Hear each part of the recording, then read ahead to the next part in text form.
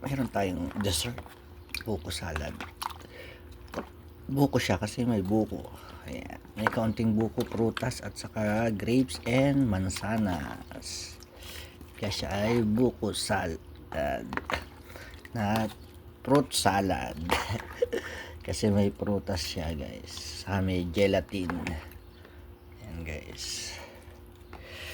Di ba? Yummy, yummy, yummy. May sweet na, may dessert na tayo, guys.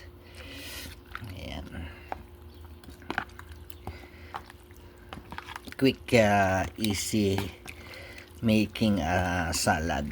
Sweet salad dessert. Ganyan lang, guys. Pag nakikraving ka sa ganito, gawa ka lang ng paraan. Lalo pag OFW life, di ba? Yummy, yummy. Thank you for watching. Bye.